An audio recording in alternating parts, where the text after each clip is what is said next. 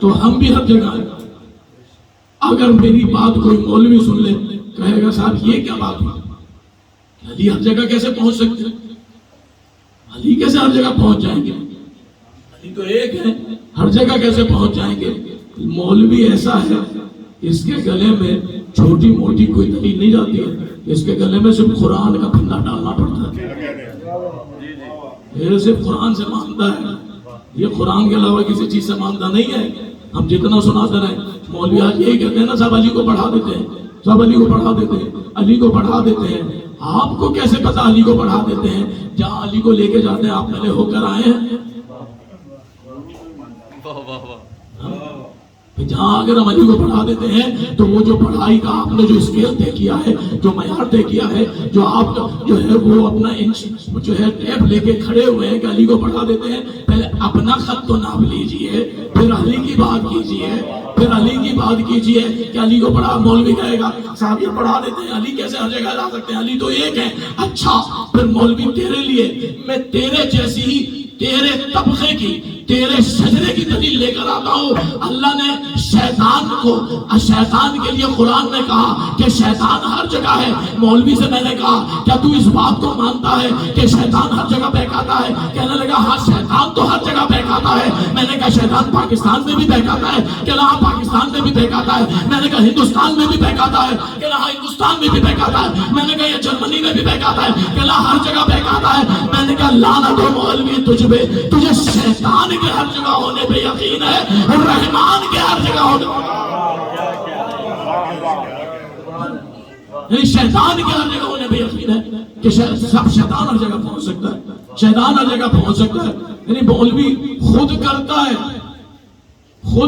ہے, نام شیطان کا رکھتا ہے کہ شیطان نے بہکا دیا, شیطان نے بہکا دیا. اچھا چلیے شیطان نے بہکا دیا مولوی کو. اب مجھے بتائیں شیطان کو اتنی طاقت کس نے دی؟ شیطان کو اتنی طاقت کیسے ملی ہے؟ شیطان کو مثال دے دوں آپ کو, صاحبان علم و شعور ہے. جناب ابراہیم نبی, امام الانبیاء, خلیل اللہ, جناب اسماعیل کو لے کے جا رہے ہیں. سننا غور سے, سوال کر رہا ہوں اور یہ میرا سوال لے کے جانا مولویوں کے پاس, جواب ملے تو پھر بتانا مجھے, میں آپ کو جواب پہلے بتاؤں گا, کوئی مولوی اس کا جواب دے کے دکھائے. جناب ابراہیم جناب اسماعیل کو لے کے جا رہے ہیں. 3 جگہ پہ قرآن نے کہا شیطان نے روکا. پہلے جناب اسماعیل کو کہا مت جاؤ ان کے ساتھ, یہ تمہیں ذبح کرا دیں گے, مت جاؤ ان کے ساتھ, یہ تمہیں مار دیں گے. جب وہاں بس نہیں چلا, جناب حاجرہ کے پاس آیا, جناب حاجرہ کے دروازے پہ آیا, جناب حاجرہ کے دروازے پہ دستک دی, جناب حاجرہ باہر نکلی. جناب حاجرہ نے دیکھا کہ ایک اپنے سر پہ پگڑی سجائے ہوئے, ہاتھ میں عصا لیے ہوئے, توش پہ خبا ڈالے ہوئے, ہاتھ میں تسبیح لیے ہوئے کوئی مولوی کھڑا ہے اور کہہ رہا ہے حاجرہ تمہیں پتا ہے کہ اسماعیل کو ابراہیم کہاں لے کے گئے ہیں؟ جناب حاجرہ کہتی ہے کہاں لے کے گئے؟ کہا بیٹے کو ذبح کرنے لے کے گئے ہیں. جناب حاجرہ کو اللہ نے قرآن میں لکھا کہ ابلیس نے بہکایا, ابلیس نے بہکایا. جناب حاجرہ لیکن اس کے بہکاوے میں نہیں آئی, جناب حاجرہ بہکاوے میں نہیں آئی, لیکن ہمیں تاریخ نے اتنا بتا دیا کہ نبی کی چغلی جب بھی کوئی کھاتا ہے, نبی کی چغلی جب بھی کوئی کھاتا ہے وہ ابلیس ہی ہوتا ہے. قرآن میں ایسا ہی, قرآن میں ایسا ہی ہے کہ 3 جگہ بہکایا. جناب حاجرہ کے پاس آیا, جناب حاجرہ کو بھی نہیں بہکا سکا. اب سوال میرا ہے مولویوں سے پوچھو ابلیس کو کیسے پتا چلا کہ ابراہیم اسماعیل کو ذبح کرنے لے جا رہے؟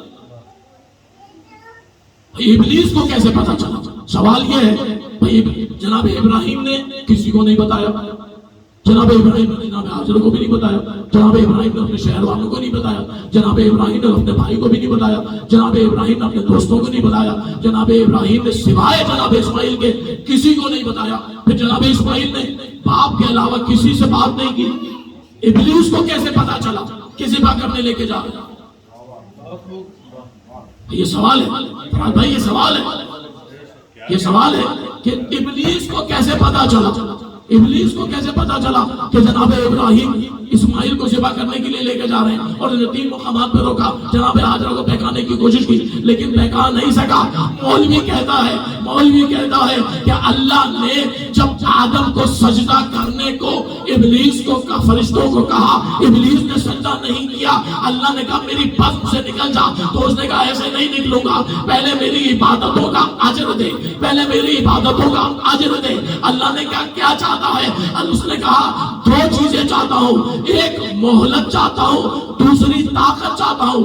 اللہ نے ابلیس کو اس دن یہ طاقت دے دی تھی، میں نے کہا مولوی تیری بات تسلیم کر لیتا ہوں، اللہ نے ابلیس کو طاقت دی تھی، لیکن اب تو خود فیصلہ کر، اللہ ابلیس کو طاقت دے سکتا ہے، حجت کو طاقت نہیں دے سکتا۔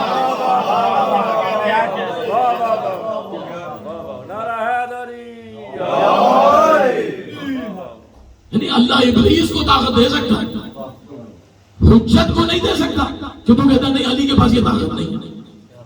اور ماشاءاللہ آپ کو زمانے نے اتنی ترقی کر لی، ہمیں اپنے مخالفوں میں مولویوں کے پاس جانے کی ضرورت نہیں، ہماری اپنی صفوں میں ایسے مولوی موجود ہیں جو بیٹھ کے بڑے دلیل سے کہتے ہیں صاحب نہیں علی کے پاس اتنی طاقت نہیں تھی، یہ آپ نے یہاں تک یعنی اس قدر سرکشی پہ آمادہ ہو گئے، کہتے صاحب یہ ناد علی کچھ نہیں ہے، یہ ناد علی شاعروں کی بنائی ہوئی ہے۔ اچھا یہ ناد علی شاعروں کی بنائی ہوئی ہے، لیکن 39 دن تک جو خیبر کا دروازہ فتح نہ ہو سکا، کیا وہ بھی شاعروں نے کیا تھا؟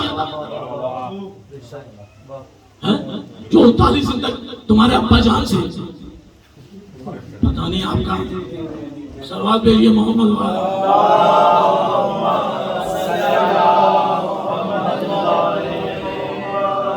تمہارے ابا جان سے 39 دن فتح، اور خیبر کی جنگ وہ واحد جنگ، میں خیبر نہیں پڑھ رہا ہوں، اطمینان رکھیے، خیبر کی جنگ وہ واحد جنگ ہے جس میں 39 دن تک دونوں طرف سے کسی کا ایک قطرہ خون بھی نہیں بہا۔ ماشاءاللہ ہمارے یہ جو لیڈران تھے نا اس وقت کے، وہ جاتے تھے ادھر سے اوپر سے مارب کہتا تھا آؤ، وہ کہتا تم مت آؤ ہم جا رہے ہیں، ایسے تھے وہ چلے جاتے تھے۔ اب 39 دن تک جب فتح نہیں ہوا تو رسول نے کیا دعا کی؟ آپ کی ساری کتابوں نے لکھا، آپ کی ساری تاریخ کی کتابوں نے لکھا، آپ کے سارے مفسرین نے لکھا کہ رسول نے جب 39 دن تک فتح نہیں ہوا تو رسول نے دعا کی پروردگار 39 دن ہو گئے ہیں، یہ نئے مسلمان ہیں، ان کو بڑی مشکل سے روکا ہے، اور مصیبت یہ ہے علی آئے بھی نہیں، علی آئے بھی نہیں ہیں، یہ اکیلے آئے ہیں، یہ بار بار بھاگنے کے چکروں میں رہتے ہیں، میں کیسے روکوں؟ اگر یہ اب بھی فتح نہ ہوا تو اللہ نے کہا رسول اصول وہی رکھ۔ آدم نے بھی یہی کہا تھا کیا کروں؟ میں نے یہ نہیں کہا یا اللہ مدد کے، میں نے کہا یا علی مدد کے، رسول اصول وہی رکھ، علی کو کہے یا علی مدد، ناد علی پڑھ، علی آئے گا، خیبر فتح ہو جائے گا۔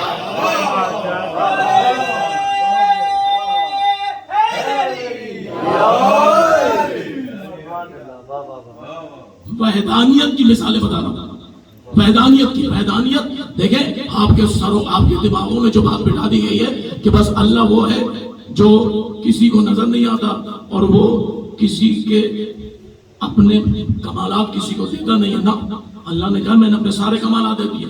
میں نے قرآن کی آیتیں آپ کو پڑھ کے بتائیں کہ اللہ نے سارے اپنے کمالات دے دیے ہیں۔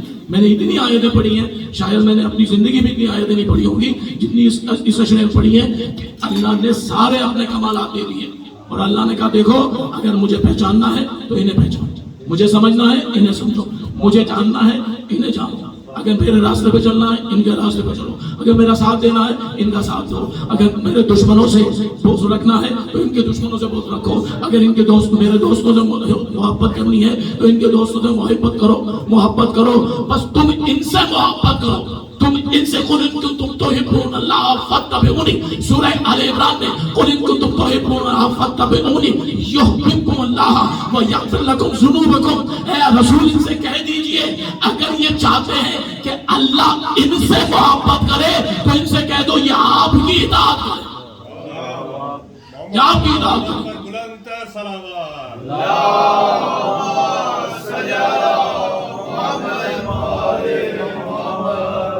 بس تیسری ایک بات اور اس کے بعد انشاءاللہ مسائل کی منزل میں میں اللہ کے کمالات دکھا رہا ہوں۔ آج دو موضوعات پہ بحث کی ہم نے، ایک میں نے دکھایا کہ اللہ ہر جگہ حاضر ہے، دوسرا کہ اللہ مارتا ہے، زندہ کرتا ہے، پھر مارتا ہے۔ تیسرا کہ مردہ کون ہے، یہ مردہ کون ہے؟ کہا جاتا ہے نا صاحب مردوں سے نہیں مانگو، قبروں سے نہیں مانگو۔ اگر آپ کبھی جائیں مکے میں، مدینے میں، جنت البقیع میں، قبرستان میں، تو وہاں پہ ایک بڑا سا بورڈ لگا ہوا ہے، اس میں لکھا ہوا ہے کہ دیکھو ان قبروں سے کچھ مت مانگو، قبروں سے کچھ مت مانگو، یہ مردہ ہے، تمہیں کچھ دے نہیں سکتے۔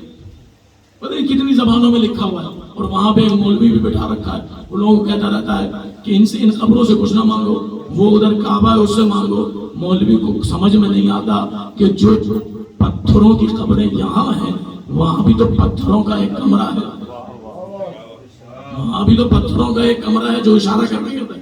جو لوگ سعودی عرب گئے ہیں ان کو پتا ہے، انہوں نے دیکھا ہے کہ وہ اشارہ کرتا ہے، وہ جاتے ہیں لوگ جاتے ہیں قبروں پہ، جب قبر پہ جاتے ہیں تو وہ اشارہ کرتا ہے نہ وہاں، نہ وہاں، وہاں سے مانگو۔ اب اگر اللہ وہاں ہے تو یہ حبل الورید کیا ہے؟ اگر اللہ وہاں ہے تو یہ حبل الورید کیا ہے؟ میں نے کل آیت پڑھی تھی